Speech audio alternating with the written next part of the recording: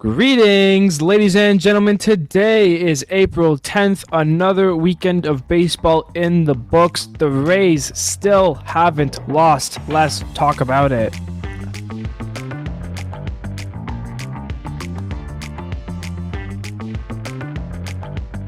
Hello, everybody. My name is Steven. This is the middle of the order. I hope you guys are having a great day wherever you are in the world. I appreciate you guys. Thank you for clicking on the video, on the podcast, and tuning in for another series recap we'll be going over today. A lot of fun stuff happened this weekend, and we are going to talk about it. But before that, just to let you guys know, I need feedback. I need as much support as I can get.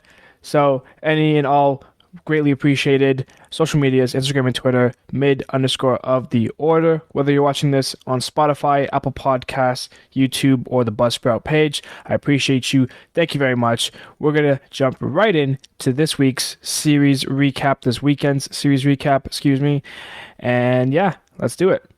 So starting off the recap, we've got Oakland in Tampa Bay.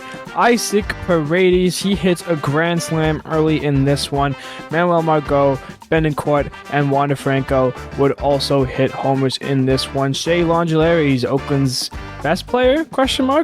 He gets his first of the year for Oakland, but it's not enough. The Rays will take it 9-5. In the second game, Brandon Lau, Manuel Margot, and Randy Rosarina all go deep. Jeffrey Springs, he pitches another great game, and the Rays take this one 11-0. And for game 3, is it deja vu? Because Franco and Harold Ramirez, they go deep in this one. Brandon Lau also does. It's a grand slam. Drew Rasmussen, he pitches an amazing game for the Rays as they sweep Oakland. They stay undefeated and win another one 11-0. Moving on, it's the Yankees in Baltimore, and Baltimore is up 4 when Franchi Cordero, he hits a 3-run shot to put the Yankees within 1. Oswaldo Cabrera, he doubles in 2 for the lead. Baltimore would take the lead off a Ramon Urias double and would keep it like that. They win game 1. They take it 7-6. In game 2, it's the Yankees who score 3 runs in the 5th inning, including a Giancarlo Stanton bomb, and they'll win game 2 4-1. And in the rubber match, it's the Yankees who score 4 in the first 5 innings with a Judge and Cordero home runs. Baltimore will get close, but Judge hits his second of the game, and Adley Rutschman, he gets one late. It's not enough. The Yanks will beat Baltimore in that series. They win it 5-3. Moving along, it's Boston and Detroit, the Red Sox and the Tigers. Jake Rogers, he homers. The Tigers are up before Boston scores 5 unanswered runs. That will help them take the game with home runs from Devers and Duvall. In the second game, it's a 6-run second thanks to a grand slam by Rafael Devers. He had 2 home runs in that game. Tapia and Duvall, they also hit home runs for an easy Red Sox win. They take it 14-5. And in the third game, it's Tristan Casas who hits a home run in the 9th for some insurance. After a very smooth game from the Boston pitchers, they sweep the Tigers. They win it 4-1. Next up, we've got the Mariners and the Guardians. They're playing again already. Tied at 3 when J-Rod Julio Rodriguez, he goes deep for the lead. And that the Mariners, they'll hold on to that and win it 5-3. In the second game, it's Eugenio Suarez and Jared Kelenic. They score the runs in the first 2 innings, and that's all the Mariners would need. They take it 3-2.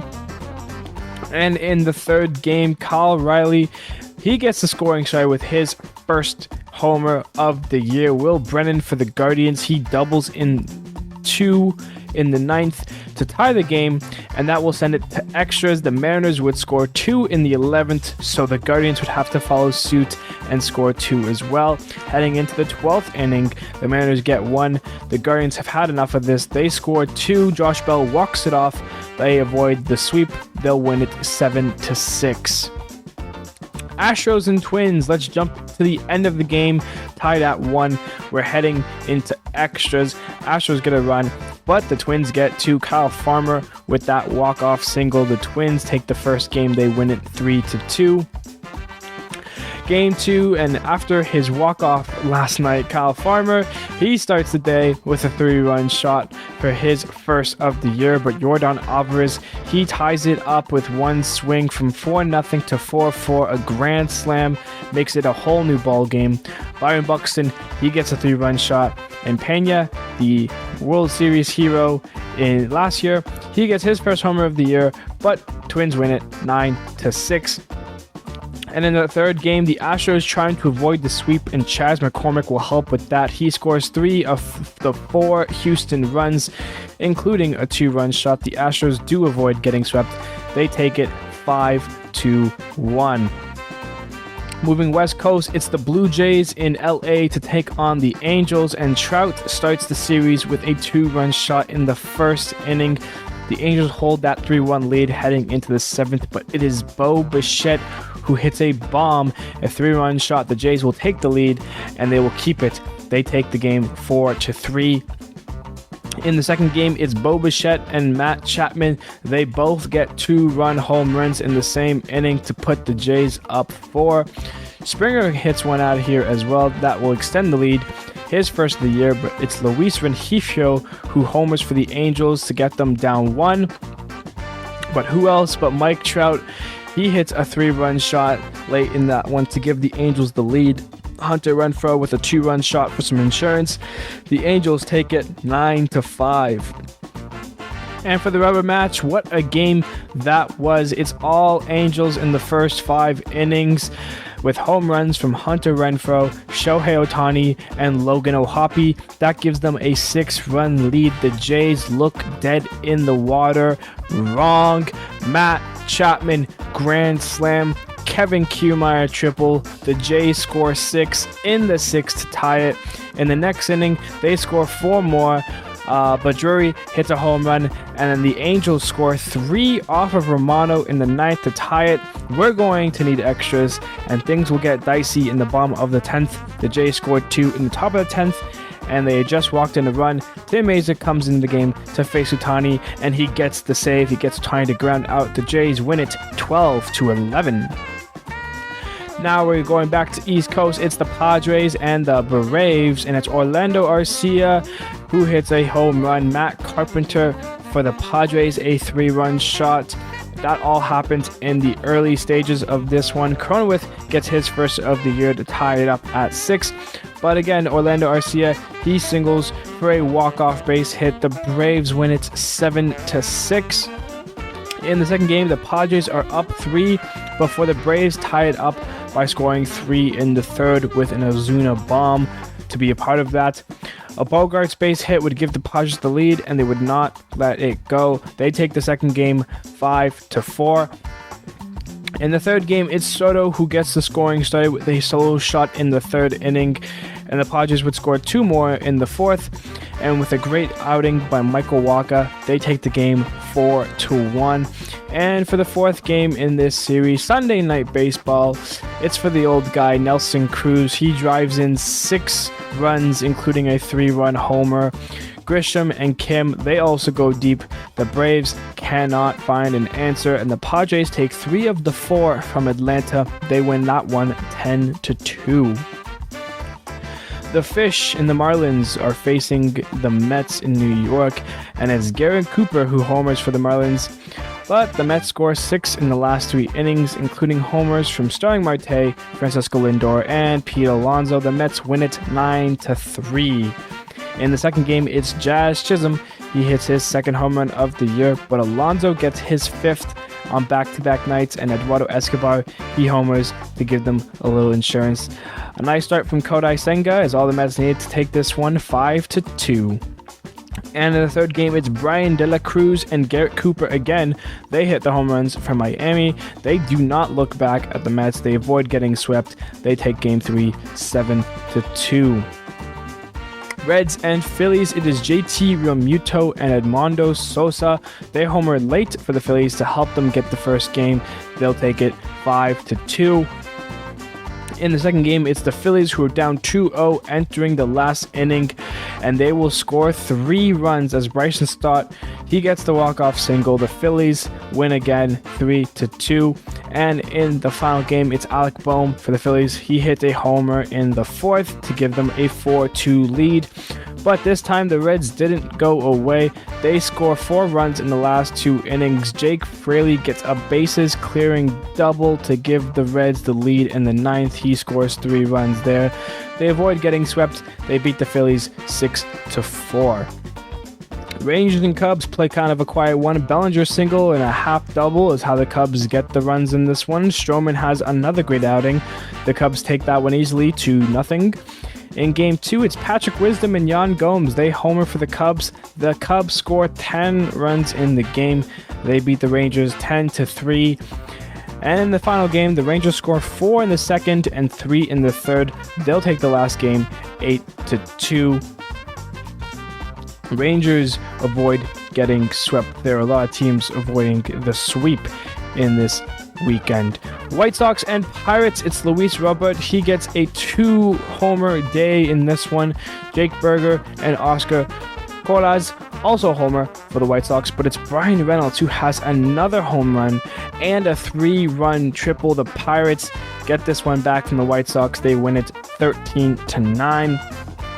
In the second game, it's the White Sox who score 5 in the 7th to put this one out of reach. But hey, Andrew McCutcheon, have a moment. He homers as a Pirate in PNC Park for the first time since 2017. He is back. It's a very special moment, but the White Sox do end up holding on to it. They win 11-5. And in the match game 3, the Pirates score the only run in this game by a sac fly by Jake Sawinski. The benches will clear after O'Neal Cruz injures himself on a late slide at the plate. He is not going to be okay. He leaves the game. Benches clear. Pirates win 1-0. Moving on more to the Central, it's the Cardinals and the Brewers. And it's all Brewers in game 1 with a nice start from Brendan Woodruff and Willie Adames, his first homer of the year. It's the Brew Crew who wins this one 4-0. In game 2, Nolan Arenado hits his 300th home run of his career. Congratulations, Nolan. He's probably one of the best, if not the best, third baseman in the game. Jordan Walker, he gets his second of his career, so he's only 298 to catch up with Nolan. Jordan Montgomery shoves. The Cardinals win this one 6-0. And in game 3, it's Willie Adames and Christian Yelich gets his first homer of the year. They both homer for the Brewers, who score 3 in the 7th. They put this one away and take the series from the Cardinals. They win it 6-1. Nationals and Rockies, 2 teams with not a lot of playoff hopes. It's a slow game to start this 4-game set, and the only one in this one comes off the bat of Bryant. He singles. Freeland goes 6 2/3, allowing 4 hits. The Rockies take game 1, 1-0. In game 2, it's Call and Candelario who hit home runs for the Nationals. Ryan McMahon, he gets his second of the year, but 2 3-runs score off 2 triples by CJ Abrahams. They lead the Nats 10-5. In game 3, here's a name you've never heard before, Stone Garrett. He has himself a game for the Nats. He has a 3-run shot as well as a 2-run single. He drives in 5 of the Nats' 7 runs.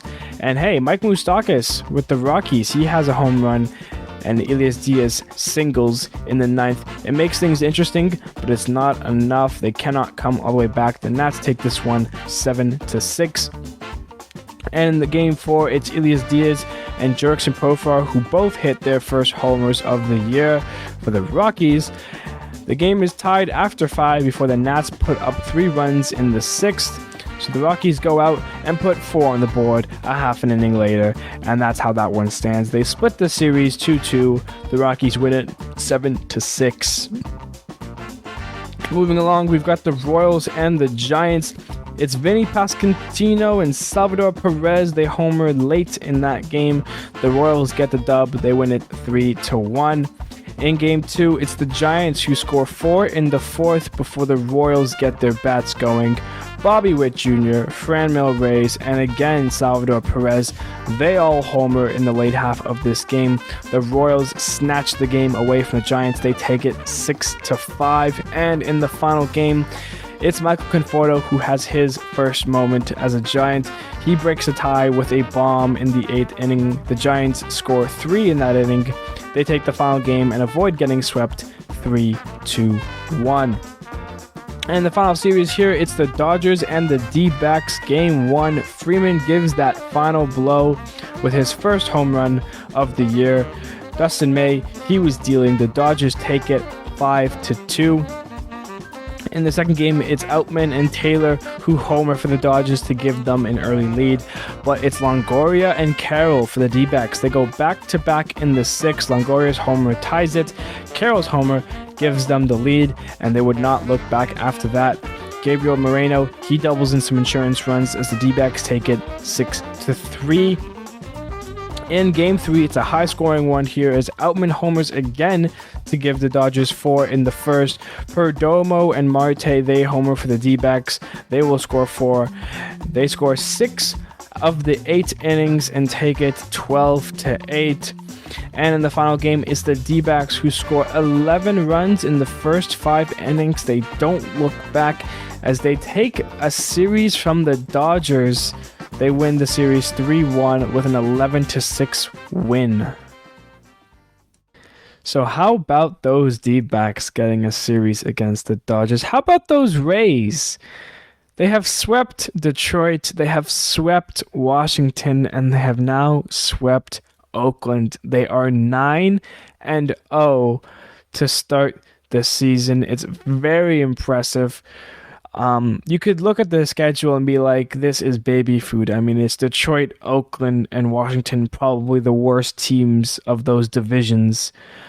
But the thing is, other teams have lost to the Tigers and the Nationals and Oakland. You know, the Guardians lost to Oakland. Like, sometimes you get those easy schedules and you can have those nice streaks, but you got to be able to win the games. Some teams haven't been doing that. Tampa Bay has, and respect and credit to what's due. I mean, their pitchers have looked great. Drew Rasmussen, Jeffrey Springs in this series looked amazing again. Shane McClanahan as their ace. Things are only going up for Tampa, and their hitting's trying to come again together. Randy Rosarena, Brandon Lau, those guys look good. Jose Siri, unfortunately, he's on the IL now. We'll talk about that more later. But I mean, the Rays have been doing it for the week and a bit now, and they're now going to go up against Boston for a 4-game set before heading to Toronto. So some teams that could cause Tampa to finally lose a game here. I don't know how much longer this streak goes on for, but I think I'm confident 4 games against Boston that by Friday they might lose 1. But hey, if Friday comes along and the Rays are 13-0 heading to the Rogers Center, I'll be surprised. I will be shocked if the Rays can sweep Boston in a 4-game set here. I definitely think they can take 3 or 4 and only lose the 1. But still, the Rays are very impressive, and as they can keep this up, they're going to have themselves a fantastic year, and kind of put me to bed because I said the Rays would come 4th. I thought they were done. I guess that's the lesson. Never bet against the Rays. Devil magic. Moving along, we've got the game of the weekend, and it is the Blue Jays and the Angels on the Sunday yesterday. They played a crazy game. The Jays won it 12-11. And I mean, Kiermaier, Chapman, just having great games. The Blue Jays are playing a brand of baseball that they didn't have last year with the element of speed. Dalton Varsho, this guy's drag bunting for base hits. Merrifield on the base paths now. They had him last year at the trade deadline, but a full year of Merrifield. Kiermaier's speed is killer. He had 3 hits in this one, 5 RBIs. He was incredible. Matt Chapman, of course, the big grand slam. And I mean, the Angels, they just got to pick it up. They scored Hunter Renfroe, a two-run shot in the beginning of this game. Shohei Ohtani, he has a two-run shot, and then Logan O'Hoppe, a solo shot. The Angels are sitting comfy, 6-0. And then Springer, Bichette, Vlad, they all get on base. Vlad was hit by a pitch on his toe. And then Matt Chapman, he hits a grand slam, his second of the year. And then it doesn't end then. Varsho then does the drag bunt. Whit Merrifield gets on base. And then here comes Kevin Kiermaier. He has a triple that scores those two runs. And all of a sudden, it's a brand new ball game. We're tied at 6. Matt Chapman again, he singles, then Merrifield singles, then Kiermaier singles, just bloop hit after bloop hit. The Jays just keep attacking and attacking. They end up taking a 4-run lead, 10-6. But Brennan Drury in the bottom of the 8th, he hit a solo shot off of Eric Swanson. Now it's 10-7. You're thinking, okay, here comes Romano. As Blue Jays fans, you like to be confident with Jordan Romano, but all elite relievers have their struggles, and Romano definitely struggled yesterday. He hit Rendon with the pitch with the bases loaded. That scored that first run. And then Hunter Renfroe, he had himself a pretty nice game. He doubles into Ohtani scores and Ward scores.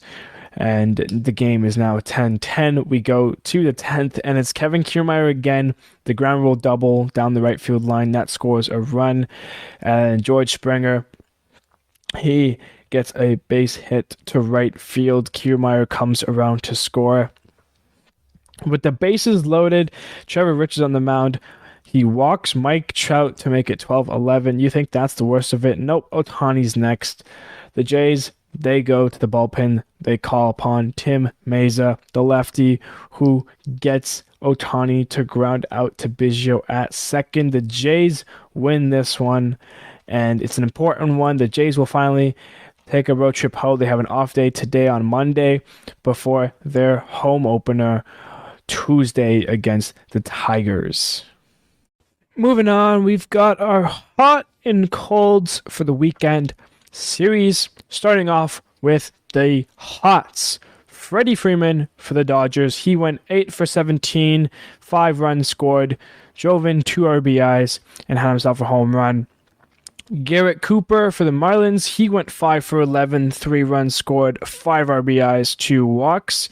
Matt Chapman with the Jays, 6 for 13, 3 runs, 7 RBIs, 2 walks, 2 home runs. Nolan Arenado with the Cardinals, 5 for 11, 2 runs, 3 RBIs, 2 walks, and a home run, his 300th home run. And Willy Adames for the Brewers, he went 6 for 11, 4 runs, 4 RBIs, his first 2 homers of the year, and a walk. And those cold players were starting off with Kiki Hernandez for Boston. He went 0 for 10 with 4 strikeouts. Anthony Volpe with the Yankees. He went 1 for 11 with 5 Ks. Eddie Rosario and the Braves. He went 1 for 12 with 4 Ks. Josh Bell with the Guardians. He went 1 for 13, 5 Ks. And then Yoel Moncada and the White Sox. He went 1 for 14 and 2 Ks. And now for our outstanding performances, we're starting off in St. Louis. It's Jordan Montgomery. He went 7 innings pitched, 3 hits, 9 strikeouts, and walked 2. Moving on to the Twins, it's Sonny Gray, 7 innings pitched, 4 hits, 13 strikeouts, allowed 1 run. And Nick Lodolo for your Reds, he went 7 innings pitched, 3 hits, 12 strikeouts, and he walked 2 for your outstanding performances of the weekend. Now, finally, an upsetting little segment. We have an injury update. We've got quite a few players who were placed on the IL this weekend. We'll start with the biggest one, which is O'Neal Cruz on that late slide. In last night's game, he left. He has an ankle injury. He's going to miss 10 to 12 weeks. It's a huge blow for the Pirates, an even bigger one for the sport. I mean, this guy is a fun watch. He's a talent that we've never seen before, hits the ball harder than anybody. So we're hoping he has a nice recovery, and he'll be back playing as soon as he can. Obviously, he's going to miss a lot of time. Adam Duvall, he's been pretty hot with the Red Sox. Starring Marte with the Mets. They both left yesterday's game as well with apparent injuries. Not really anything at the time of the recording this that I can see of, so we'll have to keep them kind of day to day.